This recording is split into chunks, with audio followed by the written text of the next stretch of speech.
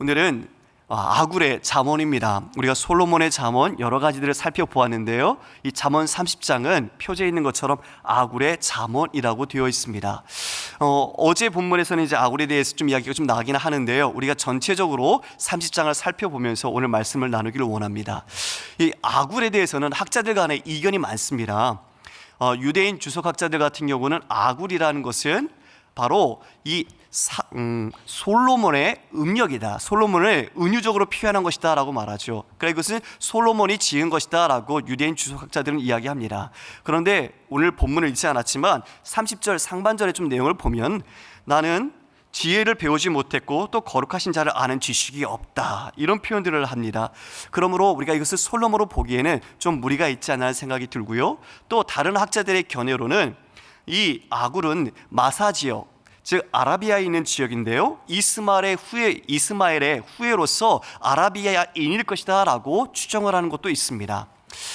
앞에 것이나 뒤에 것을 통하여 보건대 유대인인지 이방인인지 확실히 우리가 결정을 할 수는 없습니다. 다만 이 잠언인 30장에 기록될 정도로 이 아굴의 잠언은 현자의 그런 지혜로 인정이 된다는 것은 우리가 생각해 볼 수 있을 것 같습니다. 이 아굴이 오늘 누구에게 교훈을 주는가 봤더니 1절에 이디엘, 곧 이디엘과 우갈에게 말하여 교훈하기 위하여 기록했다라는 표현을 하고 있습니다. 이 아굴이라는 이름의 뜻은 나는 나그네입니다 라는 의미입니다. 그리고 여기에 나와 있는 이디엘은 하나님 나는 피곤합니다 라는 히브리 음력의 의미를 갖고 있습니다. 또 우갈은 나는 그러나 할 수 있습니다, 이길 수 있습니다 라는 의미를 갖고 있죠. 이 세 사람의 이름이 순서적으로 나오는데 마치 이 이름을 통해서 하나의 메시지를 전달하는 것 같습니다. 우리의 정체성인 나는 나그네입니다, 하나님, 그러나 우리는 이 세상에서 현실에서 피곤합니다, 그러나 나는 이길 수 있습니다. 그러므로 내가 다시 어떻게 힘을 얻을지 말씀해 주옵소서. 마치 이런 메시지를 전달하는 것 같은 느낌을 받게 됩니다. 우리 담임 목사님을 통해서도 이야기를 들었지만, 우리 성도가 엎어져도 하나님 앞에 엎어지는 것이 지혜요 복이다라는 말씀을 해주셨습니다. 마치 아굴이 이러한 이야기를 지금 우리에게 하고 있는 것 같습니다. 이 세상은 힘들고 나는 나그네지만 우리가 이것을 이겨나갈 수 있기 위해서는 어떻게 방법을 찾아야 할까, 어디로 가야 할까, 그 길을 제시해주고 있는 느낌이 드는 거죠. 아굴은 그래서 먼저 자신을 성찰해 봅니다. 자신을 뭐라고 말하냐면요, 나는 다른 사람에 비하면, 다른 사람의 슬기와 총명에 비하면 나는 짐승이다라고 말하고 있습니다. 이와 같은 오늘 이 잠언을 기록할 정도의 지혜가 있는 사람이 자신을 스스로 빗대어 짐승이다라고 말하고 있거든요. 나는 다른 사람의 총명, 지혜, 슬기가 없고 나는 거룩하신 자를 아는 지식도 없다라고 말을 하고 있습니다. 참으로 겸손한 인간의 모습을 말해주고 있는 것 같습니다. 우리 그리스도인 우리도 마찬가지죠. 하나님 앞에서의 우리의 모습은 겸손함으로 나아가야 할 것입니다. 바로 이것이 지혜를 구하는 자의 가장 중요한 자세일 것입니다. 바로 이 아굴은 4절에 6가지의 질문을 던집니다. 하늘에 올라갔다 내려온 자 누구냐?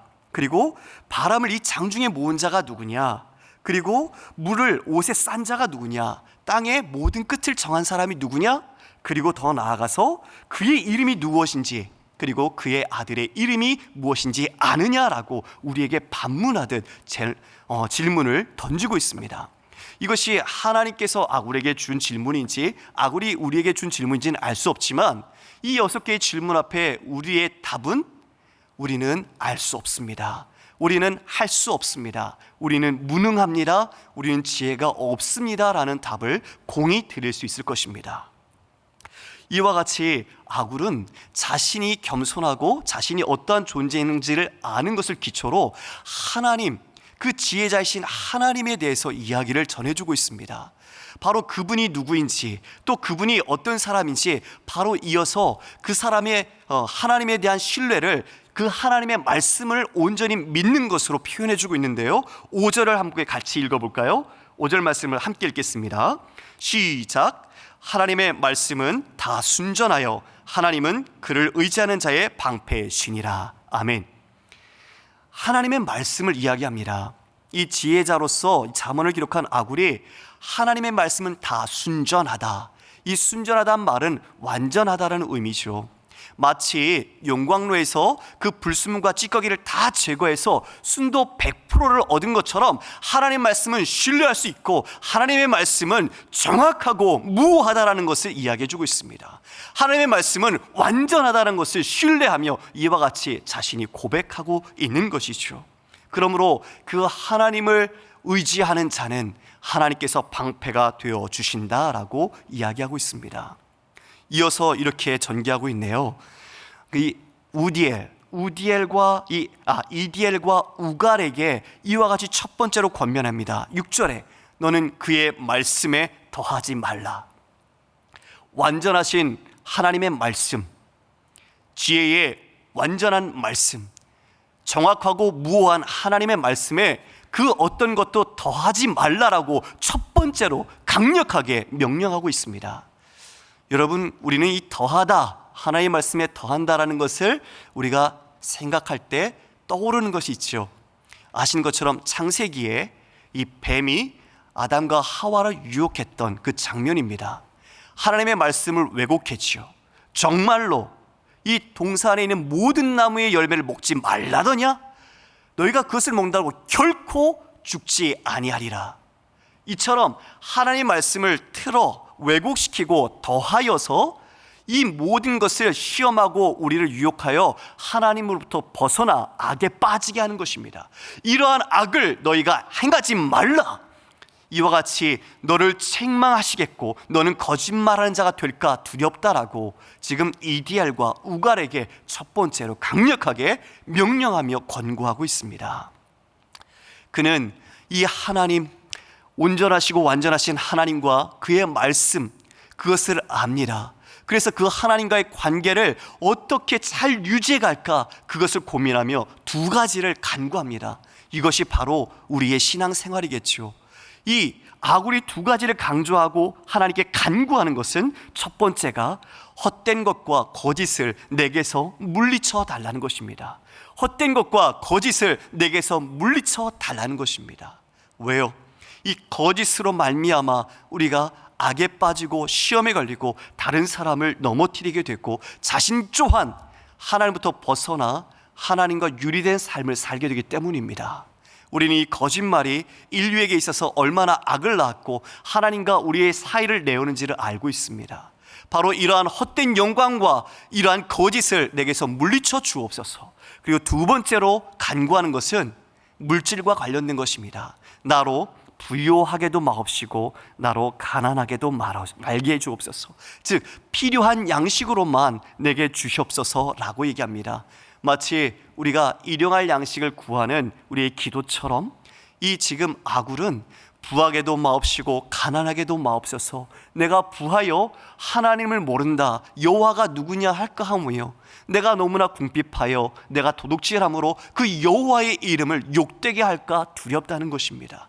얼마나 그 마음의 순전함으로 하나님과의 관계, 하나님을 섬기고 그 관계를 온전히 이루어가려고 하는 그 마음, 그 신앙, 그 중심을 엿볼 수 있게 됩니다. 바로 지혜자, 바로 오늘 우리에게 잠언을 주는 이 아굴은 그러한 마음을 갖고 있었습니다. 그가 자신의 일상과 또 피조 세계를 통해서 하나님이 각 영역 안에 주신 질서, 그리고 그 안에 주신 하나님의 지혜를 깨달은 것을 이제 계속 이어 우리에게 말해주고 있습니다. 이것이 오늘 본문에 해당되는 내용인데요, 우리도 이 말씀을 통해서 하나님의 지혜를 우리도 일상에서 더 깨닫고 우리도 더 순종할 수 있는 우리 모든 성도님 되시기를 주님의 이름으로 축복합니다. 오늘 18절 말씀 함께 보도록 하겠습니다. 18절 말씀에 보면 내가 심히 기이 여기고도 깨닫지 못하는 것이 선엇이 있다라고 말하고 있습니다. 선엇, 숫자가 나오죠. 그래서 이것을 일명 숫자 잠언이라고 말합니다. 세에서 넷, 선엇을 말하고 있는데 중요한 것은 주제는 네 번째에 강조된다는 것입니다. 즉 앞에 있는 세 가지의 예를 통해서 네 번째 것을 강조하기 위해서 쓰는 샘족에서 쓰는 시가적 문학 표현 양식입니다. 이것을 아구리에 차용해서 오늘 이와 같이 주제를 더 강조하고 있는 것을 보게 되죠. 심히 기이하고도 정말 깨닫지 못하는 것, 마치 수수께끼와 같은 것들이 있는데 그것이 무엇이냐? 19절에 보니까 이렇게 말하네요. 공중에 날아다니는 독수리의 자취, 그리고 반석 위를 기어다니는 뱀의 자취, 그리고 바다로 지나다니는 배의 자취며, 그리고 남자가 여자와 함께한 자취다라고 말하고 있습니다. 이 자취라고 번역된 이 말은 히브리어 데레크입니다. 이 말은 길이라는 뜻입니다.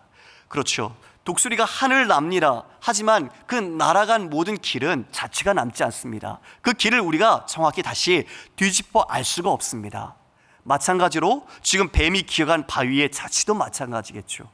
그리고 배가 바다 위로 다녔을 때 바로 자취는 뭘지 모르나 시간이 나면 물이 덮어 그 자취는 사라지게 됩니다. 이와 같은 것들을 통해 무엇을 얘기해 줍니까? 남자가 여자와 함께한 자취를 말해 줍니다. 이것은 부정적인 뉘앙스를 말하는 것은 아닙니다.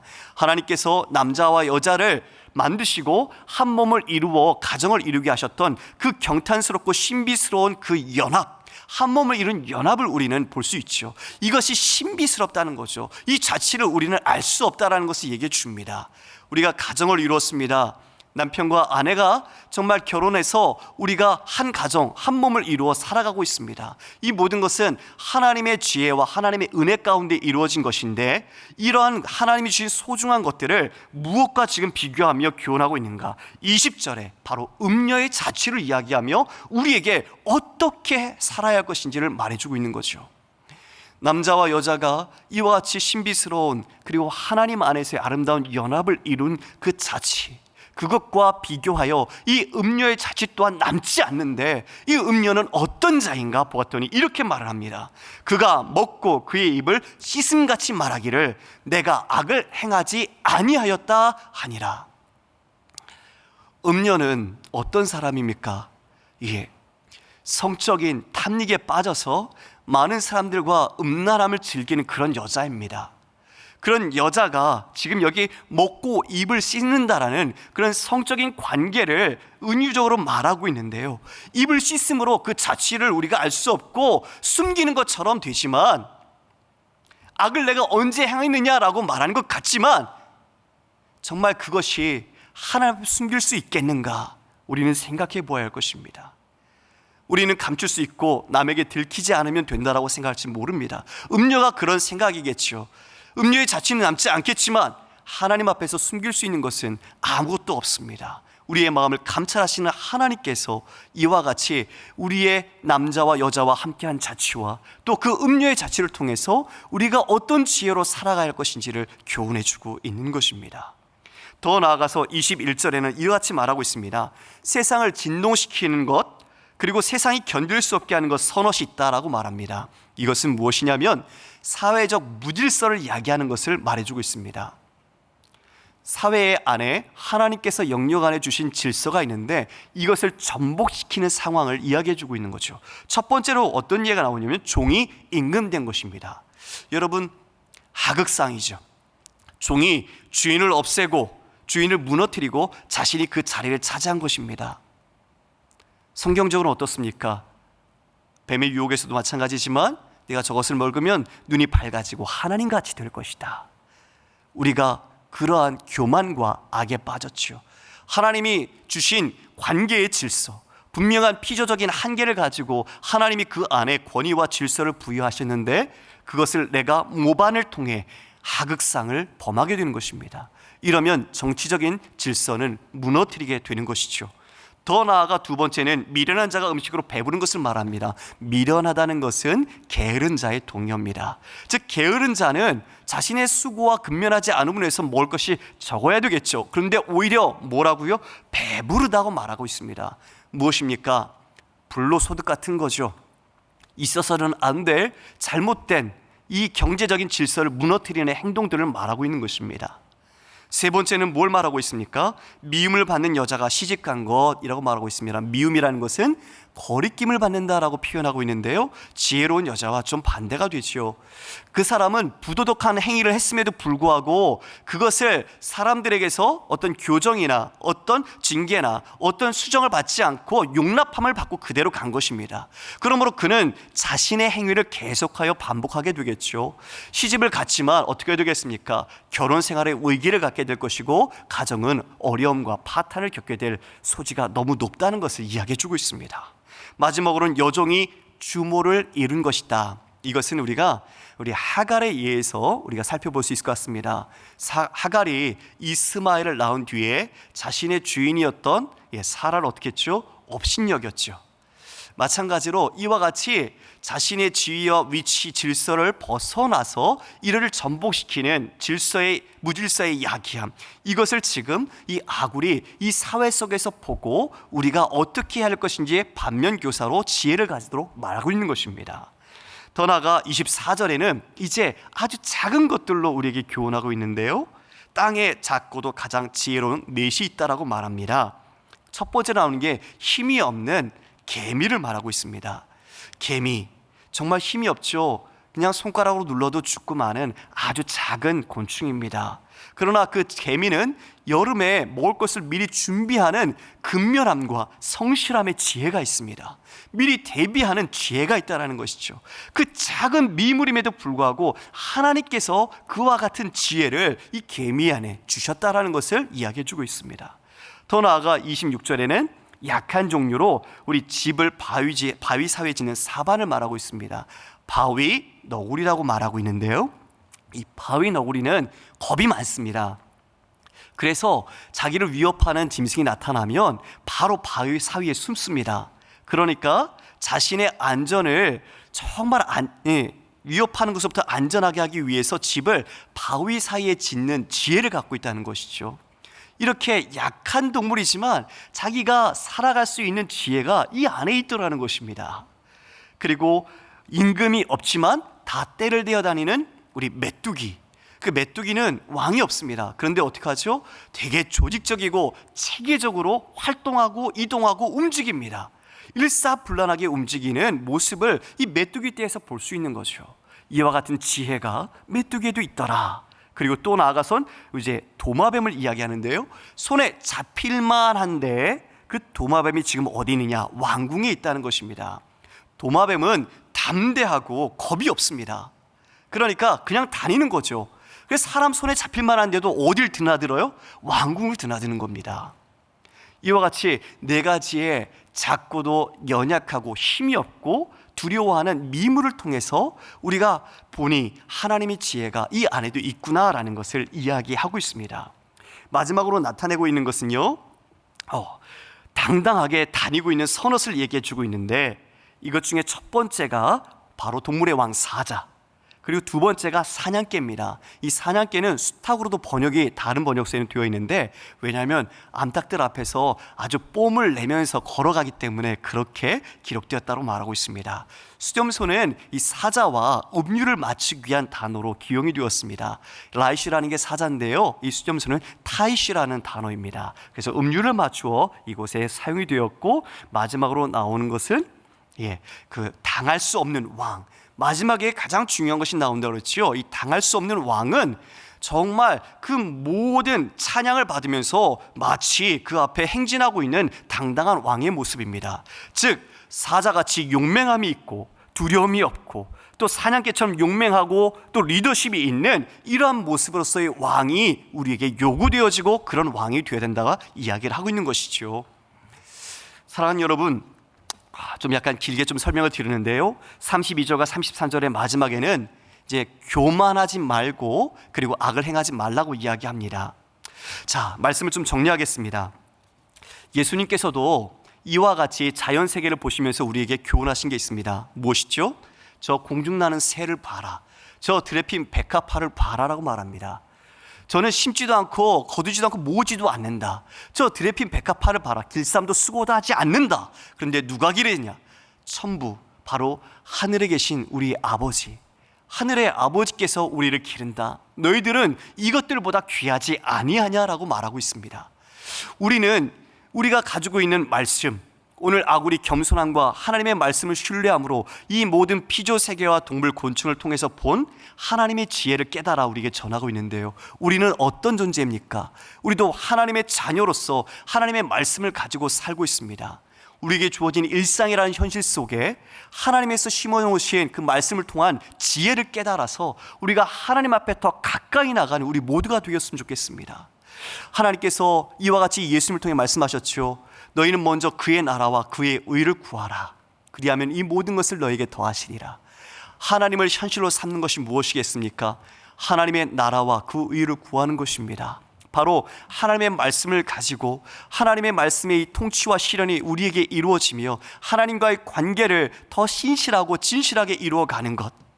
마치 시편의 기자가 여호와의 율법을 즐거워하여 주야로 그것을 묵상하는 자가 복되다고 얘기한 것처럼, 우리가 하나님의 말씀을 정말 속아 자기의 어금니에 넣고 되새기며 반추하여 그 모든 맛을 풍미하듯이 우리는 하나님의 말씀을 즐거워하여 묵상할 때, 그것을 자세히 주의하며 살피며 우리의 일상을 살아갈 때, 우리는 그 일상 속에 숨겨진 밭의 보화 같은 하나님께서 숨겨놓으신 지혜를 깨달을 수 있다는 것입니다. 그것은 깨달은 자만이 아는 기쁨이고 감격이 되겠죠.